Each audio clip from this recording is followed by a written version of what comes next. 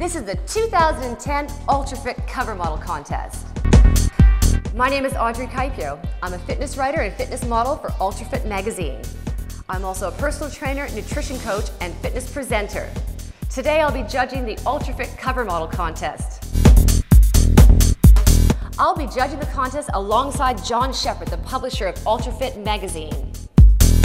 John, what are you looking for today with the cover models? We're looking for somebody who's got an athletic, lean and well-proportioned physique. Somebody who obviously works out on a regular basis, but the fitness has got to be usable. UltraFit is all about real fitness. We have spent months going through the applications, reading the bios, looking at the photos, and today is the day. It was such a hard decision because so many in the UK these days are getting fit and looking the part. This is the judges' table of the UltraFit Cover Model Contest, X Factor style. So, here we go. Let's bring in the contestants.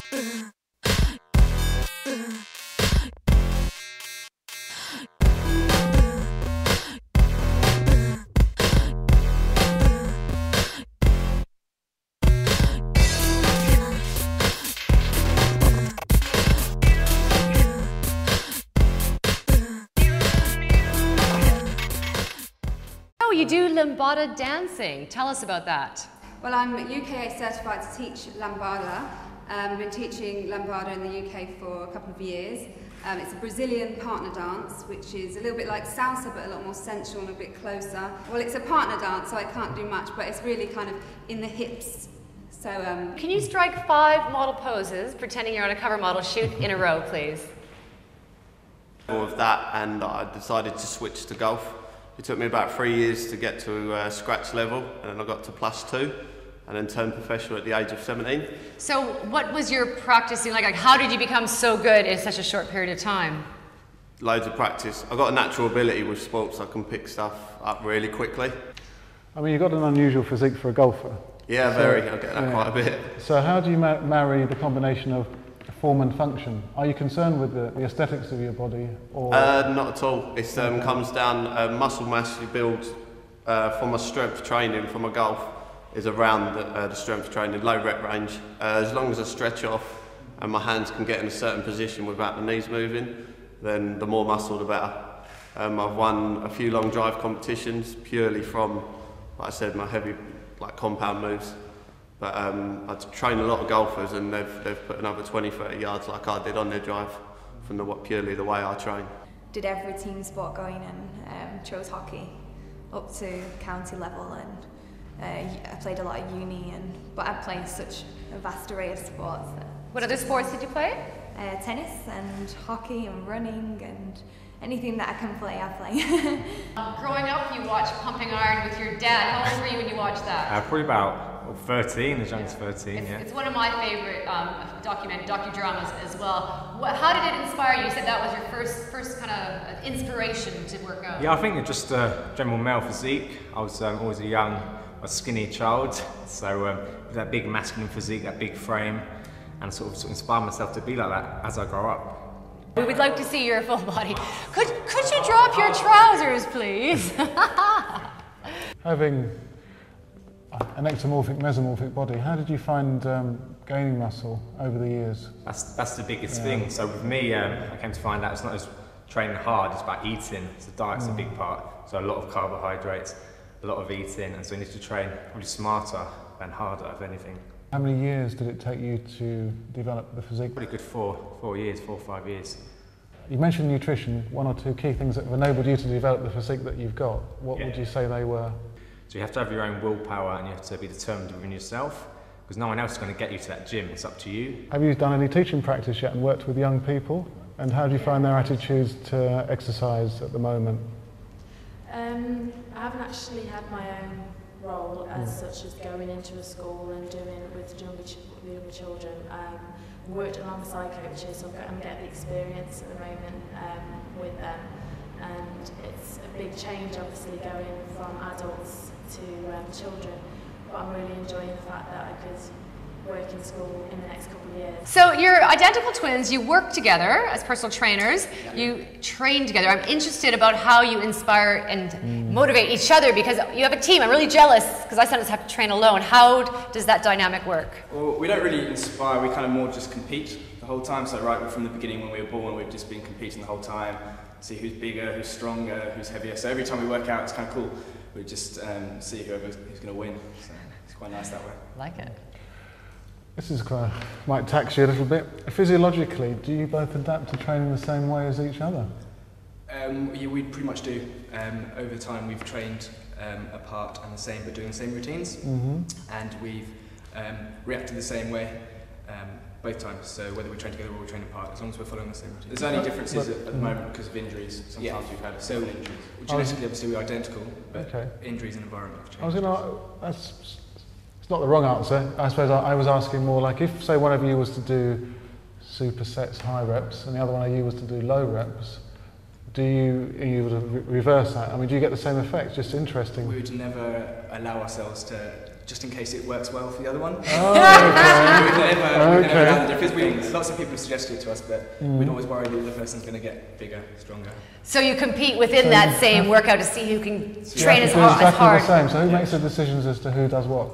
I tend to write the routines more than Mark does, but then we'll do them together and then discuss it. So. Great. That's interesting. And you used to play professional rugby. Tell us about your time together doing that. We both played at a club called Bedford. We've also played Northern Ireland together. We actually play scrum half and he plays fly half. It's close positions. 9 and 10. We're right next to each other. So a few arguments on the pitch, but in general. And I know you're overcoming a life-threatening disease right now. Can you tell us about that, please? I was diagnosed with a disease called vasculitis. It's basically an autoimmune disorder. It's been affecting seriously on my kidneys. My kidneys function had been very critical at around June after I compete in Fame and in Hong Kong. So I went very sick straight after the competitions and I was in the hospital for a week. And my kidney functions was reduced to around 15, which led me almost close to the dialysis stage. How does your training actually help you? Well, funnily enough, I think my doctor's been telling me that if I wasn't at this fitness level before I got sick, I would have been bedbound by now. You say that you experiment with different training techniques to see how they affect your body. Can you tell us which ones you found didn't do anything for you and which ones did? Very interesting question. At the time that I wrote that, I was trying out Mike Mentz's HIIT training, which is when you do one workout per week and lasts about 15 minutes. Because I read his book and it sounded decent, so I thought, I'll give it a go. And everyone in my gym was like, why are you doing that? You shouldn't be doing that. It makes no sense. But I thought, well, there's no harm in trying. I did it for 4 months. Didn't work. I didn't gain body fat, which was one thing I was worried about with it. But I didn't gain as much as I wanted to. A couple of pounds here or there, but it didn't really work. Then I tried German body composition training, which actually worked very well. What kind of gains did you make on the German volume training? German volume training, I put on 5.5 kilos, I think it was, which was pretty decent, I thought. I mean, because I was only doing it for about 6 weeks. Yeah. I don't think it might have been that my mental training kind of took a long time to kick in, and then changing to a very high volume kind of training just shot the body. But who knows? You started fitness at a very early age. Can you tell us about how you got into it at age? I was around 3 years old, 3 going on to 4. It was through my dad's martial arts class. He tried to get all of the family involved in that class. Why did you take up the triple jump, which is quite a demanding event? I think you kind of summed it up there. I think it was the demand of it. It was quite at the time. Girls, I had to wait until I was a certain age before I could do it because of the pressure on the joints, and it was quite a demanding event. Do your peers, young women, do they find it odd that you do triple jump or take part in sport, or do you think they should be the ones that they're the odd ones because they don't take part in sport and fitness? That's a good one. Well, my general friends that say I went to uni with, they've always found my training quite odd. Amongst a lot of other people who I was training alongside, to them it was quite normal. I was in a group of just jumpers, so we gave each other support. Could I ask you to take your top off, please? Sure. This is my favorite part. So Jay, you've been a kickboxer, you are a kickboxer. Can you tell us about your journey in the kickboxing world? Yeah, kickboxing kind of started when I was like 6, and I sort of had quite a successful career. So what do you do now for your fitness? What's your main activities? Well, I'm a personal trainer. What's fundamental to your training? What type of systems are you using? Weight training systems? I always aim to lift nice and heavy, high intensity, and then it's just about not only playing with nutrition but learning it as well. Like, it's quite a new thing to me.